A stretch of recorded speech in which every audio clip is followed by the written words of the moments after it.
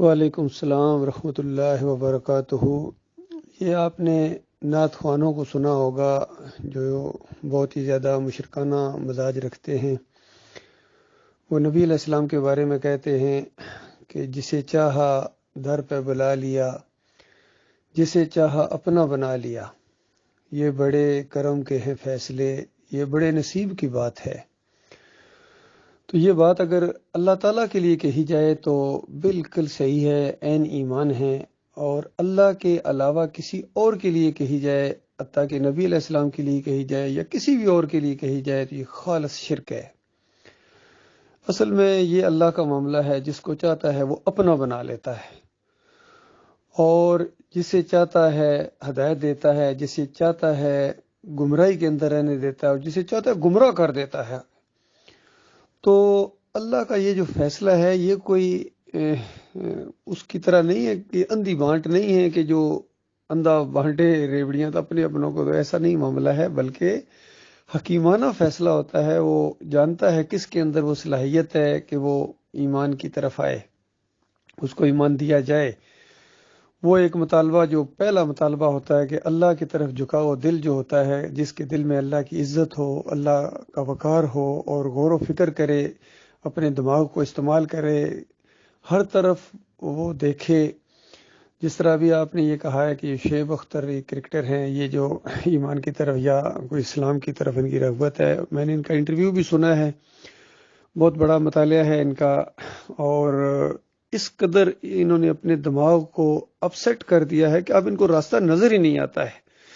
یعنی جب بہت زیادہ چوائس ہو کسی چیز کی، بہت زیادہ ورائٹی ہو کسی چیز کی، تو اس میں چوائس کرنا مشکل ہو جاتا ہے، اور اگر انسان کا دماغ بالکل ٹھیک کام کر رہا ہو تو وہ ایک اچھی چیز کو دیکھ کے اس کو پھر پسند کرتا ہے۔ تو اس کے سامنے ساری باتیں آئی ہیں، اللہ کی بات بھی اس کے سامنے ہے، شرک پھیلانے والے صوفیہ کی باتیں بھی اس کے سامنے ہیں، صوفیوں کو بھی اس نے پڑھا ہوا ہے، اور مولویوں کو بھی اس نے سنا ہوا ہے۔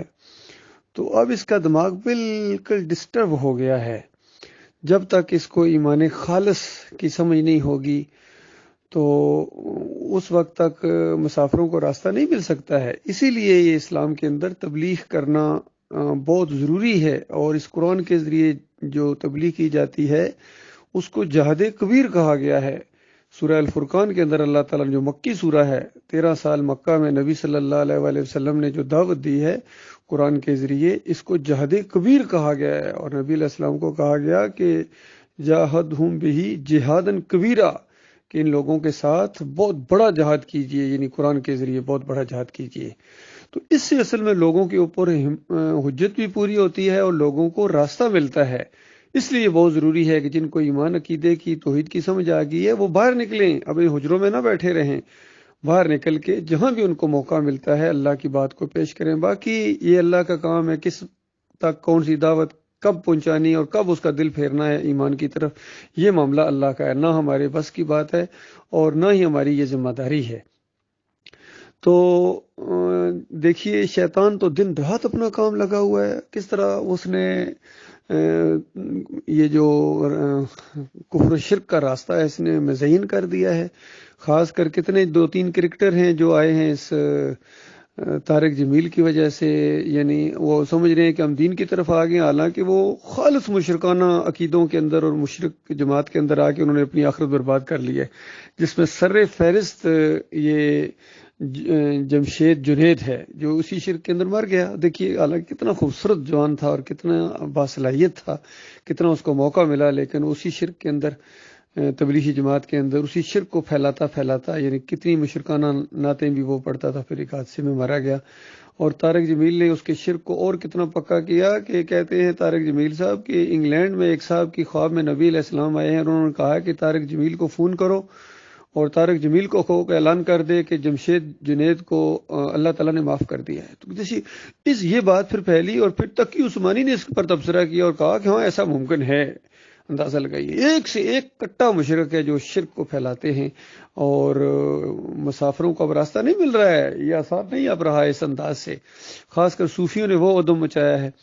ابھی یہ جو شعیب اختر ہے، اس کا ذہن بالکل ڈسٹرب ہے۔ جنید کہتے ہیں نماز تو جنید بغدادی کی تھی اور پتہ نہیں علی اجمیری کی تھی، حالانکہ ان کی کتابیں بھی پڑھی ہیں، حالانکہ ان کی کتابیں کفر و شرک کا ایک پلندہ ہیں۔ تو اس کو تو اگر ذرا بھی اس کے اندر عقل ہوتی، فہم ہوتا، تو حالانکہ کہہ رہا میں نے صحابہ کو بھی پڑھا ہے، تو صحابہ کو پڑھنے والا، قرآن کو پڑھنے والا، پھر اس کے بعد جب صوفیوں کو پڑھے گا تو ایک درمیان میں لائن ہے، اگر صوفیہ جو کچھ کرتے رہے، جو پھیلاتے رہے، اگر یہ دین ہے تو پھر صحابہ کرام کے بارے میں کیا خیال ہے، نبی علیہ السلام کے بارے میں کیا خیال ہے؟ اور نبی علیہ السلام اور صحابہ کی زندگیاں پڑھنے کے بعد پھر ان سب کو جب آپ پڑھیں گے تو یہ تو پھر دونوں میں سے ایک جھوٹ ہے۔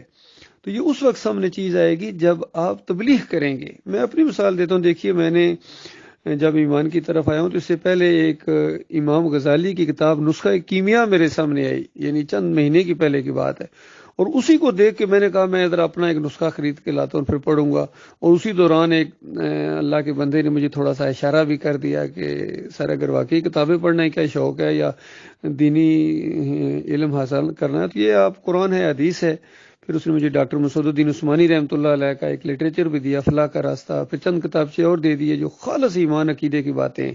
اسی وجہ سے ہمیں ڈاکٹر عثمانی رحمۃ اللہ علیہ بہت زیادہ اچھے کیوں لگتے ہیں؟ کیونکہ انہوں نے چند کتابوں کے اندر، یعنی چند پمفلٹ کے اندر 4 صفحوں کا ان کا کتابچہ اگر پڑھا جائے، یہ فلاح کا راستہ یا نجات کی صرف ایک ہی راہ ہے یا وسیلے کا شرک پڑھا جائے تو پوری طرح پتہ چل جاتا ہے شرک کیا چیز ہے، توحید کیا چیز ہے، اور ایمان کیا چیز ہے، سب پتہ چل جاتا ہے۔ لیکن ان لوگوں کی بڑی بڑی کتابیں پڑھنے کے بعد بھی سمجھ نہیں آتی کہ حضرت صاحب کہنا کیا چاہتے ہیں۔ صوفیوں کی کوئی کتاب آپ دو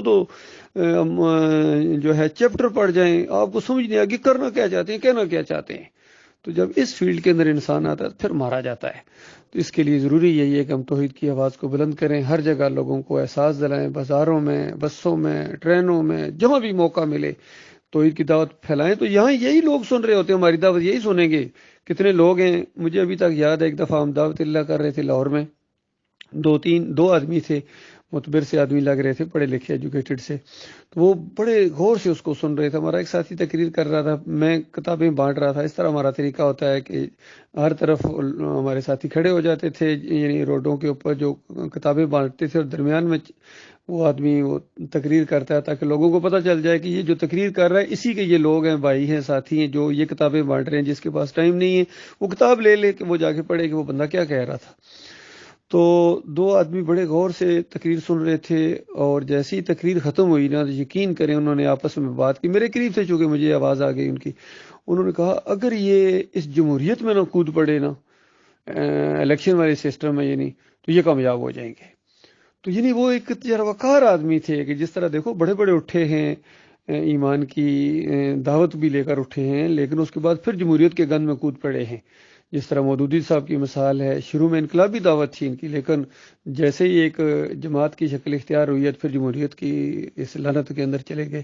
اسی طرح خادم حسین رضوی نے یہی کیا ہے، جمہوریت کی شرک کے ساتھ ساتھ جمہوریت کا شرک بھی ان کے اندر آ گیا۔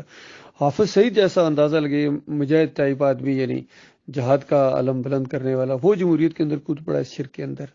پھر اور دوسرے کتنے ہیں، یہ اس لت میں فضل الرحمان کو دیکھو، کتنا بڑا عالم دین اور کتنے زیادہ اس کے مدرسے اور سب کچھ، لیکن اس جمہوریت کے شرک کے اندر لت پت ہے، اس کو ہوش ہی نہیں۔ اس کا باپ بھی اسی طریقے سے 9 ستارے پہلے بیٹھے ہوئے کتاب کا نشان لے کر، لیکن کفر و شرک ان کا پھر دین بن گیا۔ وہیں انہوں نے حلوہ بانٹا پھر علی جویری کی قبر کے اوپر۔ یہ سب کچھ ہے۔ اس جال کو توڑنے کے لیے اللہ کے بندو، میرے بھائیو، جب تک توحید کی دعوت دو، اور اس کے بعد دیکھیں بنے بنائے عالم دین آپ کے ساتھی بھی بن سکتے ہیں، بنے بنائے پائلٹ آپ کے ساتھی، بنے بنائے سائنسدان اور بڑے بڑے یعنی جنگجو جرنیل بھی انشاءاللہ آپ کے ساتھی بنیں گے، اور اس طرح اللہ کا دین آہستہ آہستہ یہ ایک منظم جماعت کی شکل میں آگے آئے گا۔ اور دعوت اٹھی ہوئی ہے، کفر بالطاغوت کی دعوت اٹھی ہے اس دور کے اندر، جو خاص کر ہمارے ملک پاکستان سے ڈاکٹر مسعود الدین عثمانی رحمۃ اللہ علیہ کے ذریعے توحید کی دعوت اٹھی ہے، رد شرک کی دعوت اٹھی ہے، ایمان خالص کی دعوت اٹھی ہے، کفر بالطاغوت کی دعوت اٹھی ہے۔ تو یہ انشاءاللہ رنگ لائے گی، اس سے امیدیں پیدا ہو گئی ہیں۔ اور باقی کچھ لوگ آتے ہیں وہ ذرا جلد باز بھی ہوتے ہیں، جو دنیا دار قسم کے لوگ آتے ہیں، وہ چند دن دیکھتے ہیں، اس میں سختیاں بھی ہیں، پابندیاں بھی ہیں، تو وہ ساتھ چھوڑتے رہے ہیں۔ جس طرح اس دعوت کے اندر آئے ہیں کتنے لوگ، شروع میں ڈاکٹر صاحب کی زندگی میں کمال عثمانی پہلے ساتھ آئے، پھر پیچھے ہٹ گئے، پھر آگے جا کے عبد القادر سومرو، میر بادشاہ، عبد الہادی، مولوی بشیر، بختزادہ، یہ چند موٹے موٹے نام ہیں جن کو میں جانتا ہوں۔ پھر آخر میں آ کے یہ سرفراز، یعقوب، یہ سارے لوگ پیچھے تھوڑے ہٹے اس دعوت سے، یعنی ٹیڑھا کیا ہے معاملے کو، اور محمد حنیف اور سعید احمد یہ لوگ تھے، ان کی تو عقیدے کے اندر خرابی آ گئی ہے۔ تو اس طرح یہ تطہیری عمل جاری ہے، اس میں سے گند نکلتا رہے گا۔ اس آخری دفعہ ذرا زیادہ گند نکلا ہے، لیکن باقی جو رہ گئے ہیں وہ بڑے زبردست ساتھی رہ گئے ہیں الحمدللہ۔ تو عید کی دعوت دے رہے ہیں پوری طرح ہر طرف اللہ کے فضل و کرم سے، اور ایک امید سی پیدا ہوگی ہے کہ اب یہ مضبوط بنیادوں کے اوپر جماعت جو منظم ہو رہی ہے الحمدللہ۔